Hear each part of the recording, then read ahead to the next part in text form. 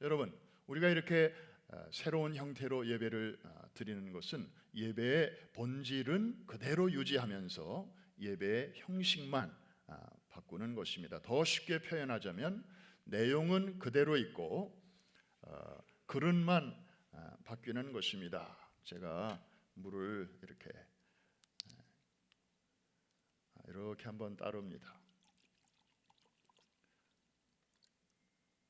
자, 물이 예배의 내용, 본질이라면 이제 그릇은 형식이죠. 우리가 지금까지 여기에 익숙했었습니다. 예배당에 모여서 드렸다면 이제 지금은 가정에서 이렇게 새로운 그릇으로, 그러나 내용은 똑같습니다. 하나님을 예배하고 또 하나님을 찬양하기 때문입니다. 이해가 되시면 아멘.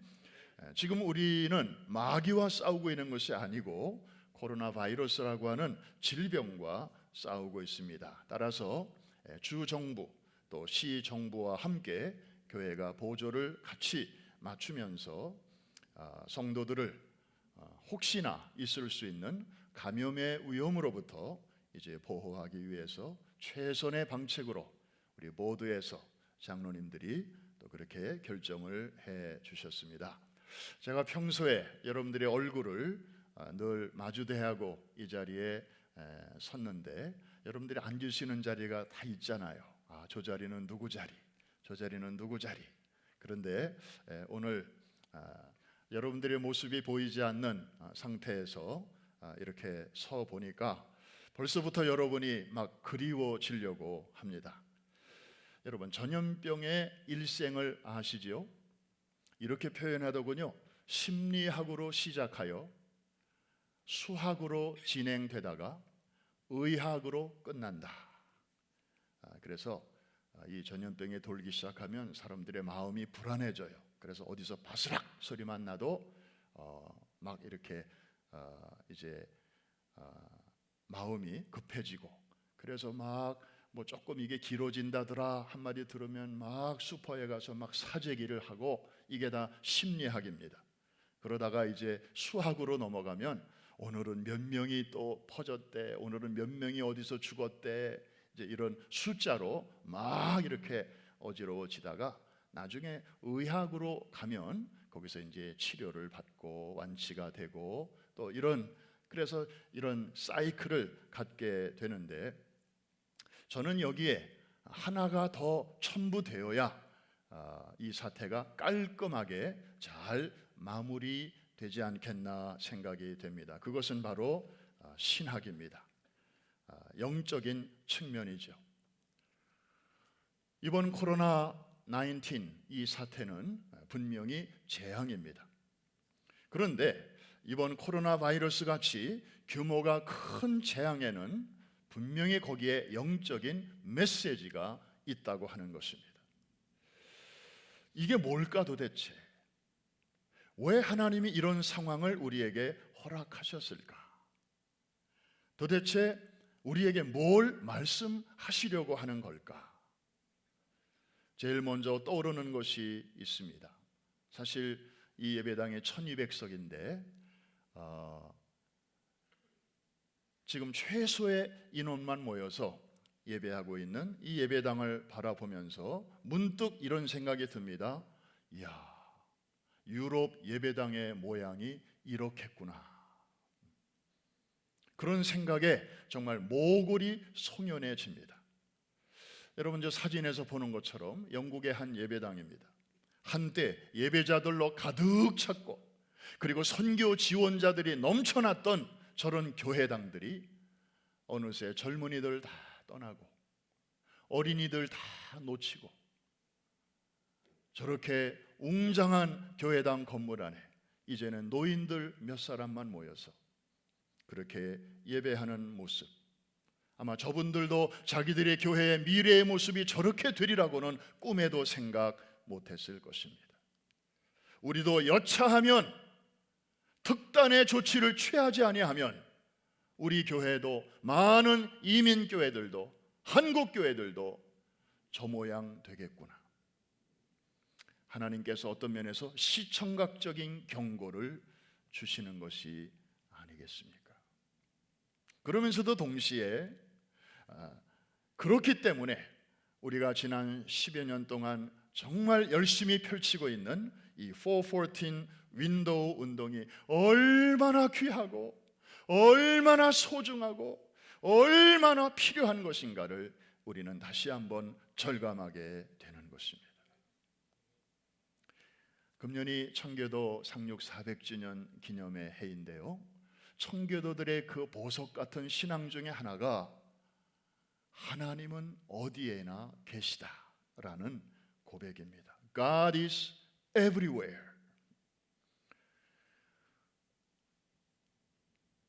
그래서 그분들은 하나님은 예배당에만 계신 것이 아니라 가정에도 계시고, 그 다음에 소젖을 짜는 마구간에도 계시고, 자기들이 청소하는 굴뚝에도 계시고, 그래서 그들은 이러한 신앙의 고백을 늘 갖고 주일날도 예배하는 마음으로 살았고, 또 월요일부터 토요일까지도 그 생활의 전선에서 늘 예배하는 마음으로 살았다고 하는 것입니다. 사랑하는 성도 여러분, 성경을 보더라도 빈들에서 아무도 없는 데서 드려진 야곱의 기도를 들으신 하나님, 그리고 쫓기면서 광야에서 예배드리는 다윗의 예배를 더욱 기쁘게 받으신 그 하나님께서 오늘 여러분의 가정에서 드려지는 이 예배를 여전히 기쁘게 받으시는 줄로 믿습니다. 참새 한 마리가 땅에 떨어지는 것도 하나님의 결제 사인이 없으면 결코 일어날 수 없다고 말씀하셨는데, 작금의 우리의 상황을 하나님이 모르실 리 없습니다. 모든 일을 보고 계시고 알고 계시고, 그리고 강한 팔로 지금 컨트롤하고 계십니다. 여기에 분명한 메시지가 있습니다. 불신자들에게는 불신자들에게 향한 메시지가 있고, 또 교회와 성도들을 향해서도 하나님의 메시지가 분명히 있는데, 이것을 우리에게 교훈하시고 책망하시고 바르게 하시고 의로 교육하시려는 하나님의 목적이 잘 이루어졌을 때, In His time, 하나님의 시간에 이 모든 것들이 잠잠해질 수 있도록 하나님이 주관하실 줄로 믿습니다. 자, 오늘 계속해서 우리 사도행전 공부를 합니다. 오늘 이야기는 교회에 불어닥친 큰 박해로부터 시작이 됩니다. 어떤 면에서는 지금 우리가 맞이하고 있는 이러한 코로나 사태하고도 자연스럽게 연결이 됩니다. 스데반 집사님의 장렬한 죽음을 신호탄으로 예루살렘에 있는 교회와 성도들에게 대대적인 핍박이 일어났습니다. 그 박해가 얼마나 컸는지는 큰 박해라고 할 때에 이 큰이라는 자를 보면 알 수 있습니다. 헬라어 원어로 메가스라고 하는데, 여기에서 나온 영어 단어가 메가입니다. 100만이라는 뜻이죠. 메가톤급, 그러면 어마어마하다는 것을 말하는 것이죠. 상상을 초월하는 메가톤급 핍박이 교회에 불어닥쳤습니다. 정말 성령이 충만했고, 그리고 사랑이 넘치는 정말 그런 아름다운 교회의 쓰나미처럼 이런 어려움이 닥친 것입니다. 자, 때 아닌 이 큰 박해 앞에서 성도들은 두 그룹으로 나누어지더군요. 첫 번째로는 예루살렘을 떠나지 않고 거기에 남아있는 그룹이 있었는데, 이 사람들은 사도들이었습니다. 자, 우리 1절 한번 볼까요? 사도들의 행동. 같이 한번 읽습니다. 가정에서도 읽어주시고요. 시작. 사울은 그가 죽임 당함을 마땅히 여기더라. 그날에 예루살렘에 있는 교회에 큰 박해가 있어 사도 외에는 다 유대와 사마리아 모든 땅으로 흩어지니라. 저 말씀을 보면 두 그룹이 있잖아요. 남아있는 그룹이 있고 흩어지는 그룹이 있고, 자, 남아있는 그룹은 사도였습니다. 사도 외에는 나머지는 다 흩어졌다는 것입니다. 우리가 이 두 그룹을 놓고 볼 때, 저 핍박 앞에서도 굴하지 않고 저렇게 예루살렘을 사수하는 사도들은 믿음이 정말 대단하다. 그러니까 사도지. 그리고 저렇게 흩어지는 사람들은 믿음이 그만큼 여물지는 못했을 거야. 그러니까 일반 성도들이지. 이렇게 쉽게 생각할 수 있을 것입니다. 그러나 하나님의 시각으로 다시 보면 똑같은 현상이 다르게 보일 수도 있다는 사실을 우리는 알아야 합니다. 여러분, 주님께서 승천하시기 직전에 제자들에게 하신 말씀이 있는데 기억하시죠? 사도행전 1장 8절입니다. 이 말씀은 아마 암송하시는 분들도 많으실 텐데 암송하시든지 아니면 읽으시든지. 시작. 오직 성령이 너희에게 임하시면 너희가 권능을 받고 예루살렘과 온 유대와 사마리아와 땅끝까지 이르러 내 증인이 되리라 하시니라. 여러분, 이 말씀은 그냥 하신 여러 말씀 중에 하나가 아니죠. 마지막 유언이었습니다. 여러분, 유언, 여러분의 아버님이 돌아가시면서 여러분에게 남기신 유언, 여러분의 어머니가 눈을 감으시기 전에 여러분에게 마지막으로 남기신 유언이 있다면 여러분 그거 함부로 하시겠습니까? 쉽게 잊어버리시겠습니까? 아니죠. 설령 그 말씀이 내게 맞지 않아도 그래도 부모님의 유언인데 다른 건 못해드려도 내가 그거라도 잘 지켜야지. 눈앞에 그분이 안 계셔도 우리는 유언이라면 소중하게 다룰 줄 알지 않겠습니까? 자, 저 말씀은 주님께서 제자들에게, 이제는 사도행전에 와서는 그분들이 이제 사도라고 불리는데 그들에게 주신 말씀이었습니다. 그런데 이 사도들은요, 성령님이 임하기 전에는 예루살렘을 떠나지 않고 있었어요. 그런데 이제는 성령님이 임하셨어요. 오직 성령이 너에게 임하시면 거기 그대로 있지 말고 예루살렘과 온 유대와 사마리아와 땅끝까지 퍼져 내 증인이 되라고 하신 말씀이 유언처럼 주어졌음에도 불구하고 저들은 여전히 예루살렘에 머물러 있었습니다. 하나님께서는 핍박이라는 특별한 방법으로 계속해서 사인을 보내고 계셨습니다. 거기 모여있지 말고 빨리 흩어져라. 제발 흩어져라. 그런데도 이들은 예루살렘을 고수하고 있었습니다. 마치 그것이 그들이 끝까지 지켜야 할 아주 생명과 같은 가치인 것처럼, 인간적으로 볼 때는 훌륭했습니다. 대단했습니다. 참으로 비장했습니다. 그러나 하나님의 관점으로 보니까 가장 아름다운 모습은 아니었습니다. 집착이었습니다. 반면에 이 핍박이 왔을 때 그곳을 피해서 사방으로 흩어진 사람들을 한번 볼까요? 사실 이분들은 어떻게 보면 아주 비겁하고 그리고 용감하지 못한 사람들처럼 보일 수 있었습니다. 그러나 반드시 그런 것만은 아니었습니다. 그 사람들이 흩어졌다는 사실보다도 더 중요한 것은 흩어진 다음에 그 사람들이 어떻게 살았느냐를 보면 알 수 있습니다. 자, 4절 한번 보실까요? 4절 다 같이 시작. 그 흩어진 사람들이 두루 다니며 복음의 말씀을 전할세. 이 사람들은 단순히 박해를 피할 목적으로 흩어진 게 아니었습니다.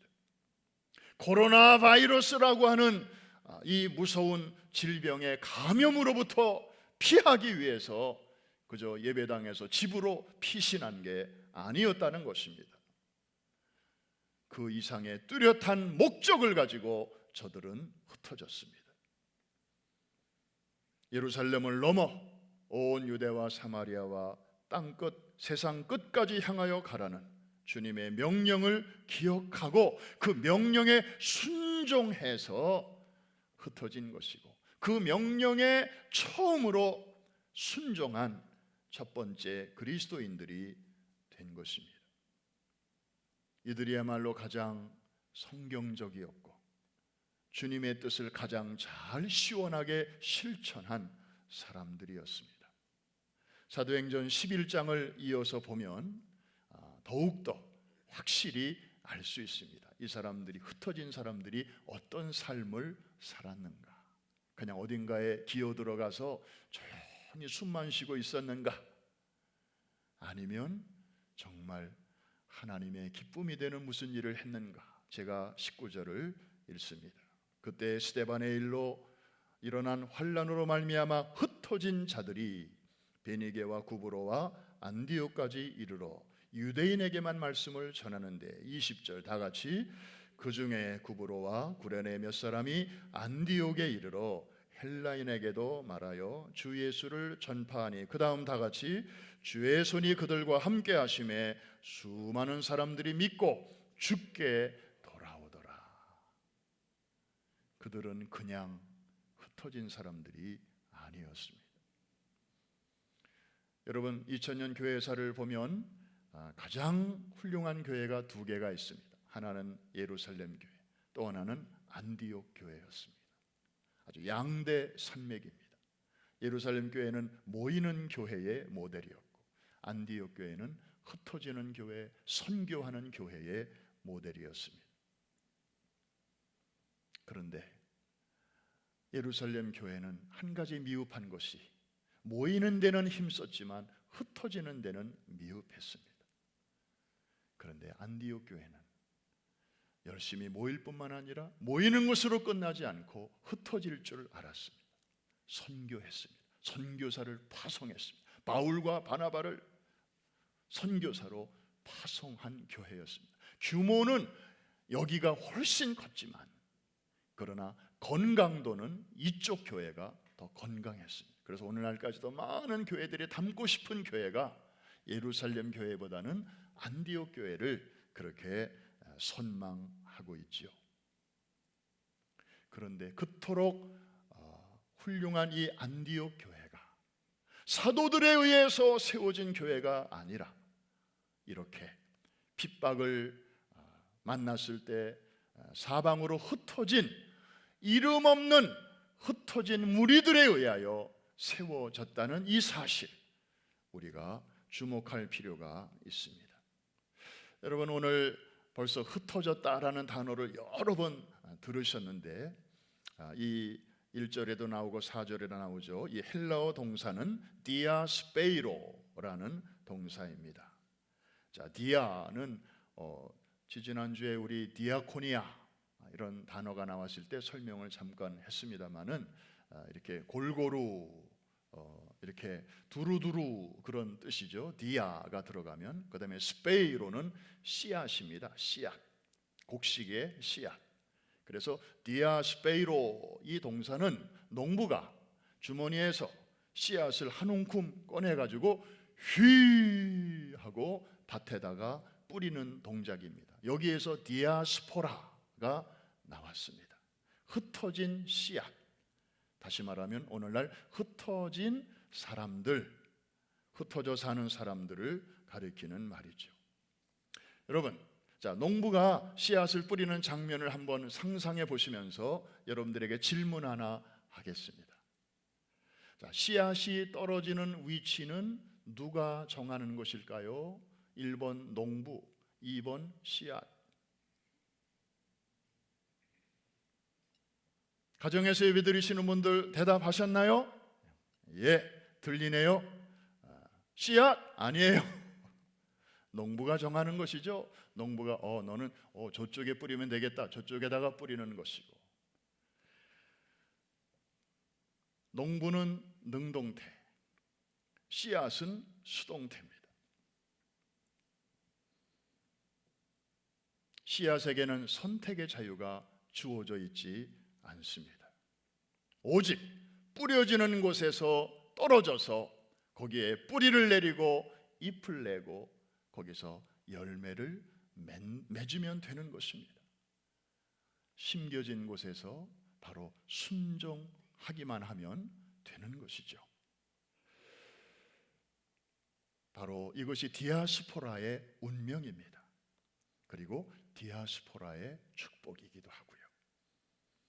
그러면 하나님은 어떤 분이십니까? 씨 뿌리는 농부이십니다. 그러면 우리는 누구입니까? 뿌려지는 씨앗, 곧 디아스포라입니다. 특별히 우리 이민자들이 그렇습니다. 한국에서 원래 우리가 뿌리를 내리고 있었는데 여러분들은 여러분 스스로 알아서 이민 왔다고 생각하는지 모르지만 이제 하나님의 관점에서 보면 하나님께서 여러분들에게 또 다른 큰 계획을 가지시고 한국을 떠나 이렇게 미국에까지 오게 하시고 그리고 이 세계의 수도인 뉴욕에 뉴저지에 여러분들을 또 이렇게 심어주시고 그리고 지금까지 그 어려운 여건 속에서도 이만치 또 뿌리 내리고 또 자녀들 키우고 교회 섬기고 비즈니스 일구면서 또 세계 선교를 위해서 같이 거두는 이런 자리에까지 오게 하신 것입니다. 여러분, 예루살렘에 머물러 있었던 사도들의 실수가 있다면 무엇일까요? 하나님은 씨앗이 어느 한 군데 이렇게 뭉탱이로 있기를 원치 아니하시고 골고루 흩어지기를 원하셨는데 지금 사도들은 스스로의 의지로 스스로의 생각으로 야 우리 흩어지지 말자 여기 그냥 모여있자 뭉치면 살고 흩어지면 죽는다 하는 그런 생각으로 머물러 있었던 것입니다. 농부의 마음에는 그게 안 드는 거죠. 이게 퍼져야지. 그래서 그런지 사도행전을 계속 읽어보면 그 사도들의 이야기가 사도행전 15장에 나오는 예루살렘 공의회를 종점으로 해서 그 다음부터는 더 이상 나오지를 않습니다. 그들의 스토리는 그것으로 끝입니다. 사도행전 15장 이후에 모든 성령의 이야기는 바로 이 흩어진 사람들이 주인공이 되어서 성령님과 함께 역사하는 드라마틱한 이야기들 그리고 그 중심에는 바울이 있지요.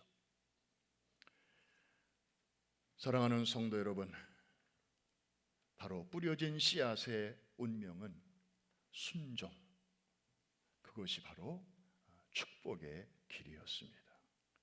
그러고 보면 우리 주님이 그런 삶을 일찍이 사셨습니다. 우리 주님은 원래 영광스러운 하늘 보좌에 계시는 분이었습니다. 거기를 떠나실 이유가 하나도 없는 분이셨어요. 그런데 그분은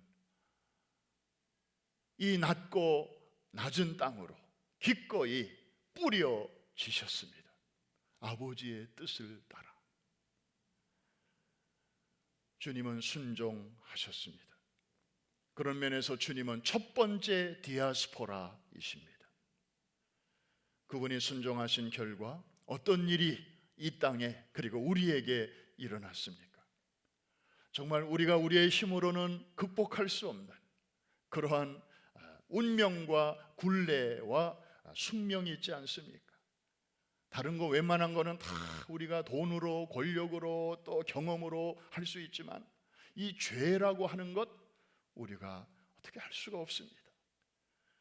그 다음에 죄의 결과로 따라오는 죽음의 문제 앞에서도 벌써 우리는 이렇게 많은 사람들이 떨고 있습니다. 죽음의 공포 앞에 위정자고 일반 백성이고 그래서 이제 막 마스크 하나 구하기 위해서 막 이렇게 애를 쓰고 또 그냥 사재기를 하고 이러한 상황 속에 신음하는 우리를 어둠에서 빛으로 사단의 권세에서 하나님의 나라로 우리의 영원한 호적을 옮겨 주시기 위해서 주님은 이 땅에 생명의 주로 오셨고, 그리고 그가 순종하심으로 그 일을 아름답게 이루셨습니다. 할렐루야. 만일에 예수님이 나는 이 자리를 떠나고 싶지 않아요, 저는 그냥 원래 이 자리가 좋아요, 하늘 보좌에만 계속 머물러 계셨더라면 과연 이런 일이 일어날 수 있었겠습니까? 사랑하는 성도 여러분, 이제 오늘로 한번 돌아오십시다. 농부 되신 하나님은 오늘 우리를 흩으십니다. 어디에서 어디로 흩으십니까? 아주 쉽게 말하면 매주일 우리가 모이던 예배당에서 오늘은 가정으로 흩으셨습니다. 우리는 여기가 익숙합니다. 가정은 글쎄요, 평일날 가정 예배 드릴 때는 괜찮지만 주일날 이 시간에 거기서 주일 예배를 드린다고 하는 것은 우리는 거의 해본 적이 없습니다. 어색합니다. 그런데 하나님은 어떤 면에서 우리를 이 익숙한 예배당에서 끄집어내셔서 각 가정으로 흩으십니다. 도대체 이게 뭘까? 왜 이런 상황을 우리에게 허락하시는 걸까? 각 사람마다 주님께 묻고 있을 것입니다. 그런데 혹시 이런 하나님의 마음은 아닐까요? 하나님은 그동안에 각 이민 가정에서 정말 성전에서 드리는 예배처럼 가정에서도 예배 드리는 모습을 보기를 그렇게 원하셨을 것이다. 그런데 우리는 그동안에 이 일을 제대로 못해드렸다. 하나님이 얼마나 가정에서 온 식구들이 모여서 믿음의 제단을 쌓는 모습을 보기를 원하셨으면 이런 특별한 방법을 동원해서까지 이렇게 하실까? 다 그런 건 아니겠지만 혹시나 여러분의 가정이 그저 식구들이 모이면 밥이나 먹고 잠이나 자고, 그리고 요즘은 핸드폰이라는 이 아주 수준 높은 장난감이 식구마다 있어서 점점 대화의 시간은 적어지고 그저 들어와서도 조용히 이거나 들여다보고 있고 또 미스터 트로트나 보고 앉았고 그저 드라마 연속곡, 그리고 젊은 우리 장성한 자녀들은 넷플릭스로 들어가가지고 뭐 좋은 영화 있으면 그냥 다 영화나 보는, 어떻게 보면 가정이 시어터, 극장처럼 되어가고 있는 상황에서 하나님은 다시 한번 너희들의 가정이 좀 재단이 되었으면 좋겠다, 시어터가 아니라 얼터가 되었으면 좋겠다. 우리 하나님의 안타까운 마음이 여기에 있는 것은 아닐까요? 사랑하는 성도 여러분, 시대마다 제단이 무너졌던 때가 있었습니다. 제단마다 첩초가 우거졌던 때가 있었습니다. 그러나 그러한 때 어떻게 해서 그 제단이 다시 수축되게 되었을 때, 대표적인 게 갈멜산 사건 아닙니까? 무너져 내린 벽돌들을 엘리야가 주섬주섬 다시 이렇게 12돌을 세워놓고 거기에 제물을 올려놓고, 그리고 거기에 가뭄의 날에 구하기도 어려운 물까지 쏟아 부으면서 하나님을 예배할 때 하나님은 그곳에 임재하시고 능력으로 응답하셨습니다. 할렐루야. 모든 일이 가정에서부터 시작이 되어야 함을 우리는 잘 알고 있습니다. 그러나 우리의 의도와는 다르게 시간이 흐르면서 항상 교회 중심으로만 다 이루어지고 가정의 그 운동력은 점점 떨어지고 있지 않습니까? 사실 414 윈도우 운동도 우리의 가정에서부터 시작되어야 되는 거 아닙니까? 수직 선교가 제대로 견고하게 뿌리를 내려야 그것이 구심력이 되어서 그 구심력이 이제는 원심력적으로 더 먼 곳에 있는 아이들에게까지 우리의 기도와 관심과 사랑이 갈 수 있는 거 아닙니까? 우리 부모님들만 힘쓸 게 아니라 이제는 우리 자녀들도 선교사로서 부모와 함께 이 일을 같이 할 때, 지난 10여 년 동안 어른들만 했어도 이 정도 하나님이 영광을 받으셨다면 이제부터 우리 자녀들과 함께 이 일을 해나간다면 정말 세계 선교, 뉴욕을 넘어 사마리아와 유대와 땅끝까지 복음이 더욱더 편만하게 퍼지게 될 줄로 믿습니다.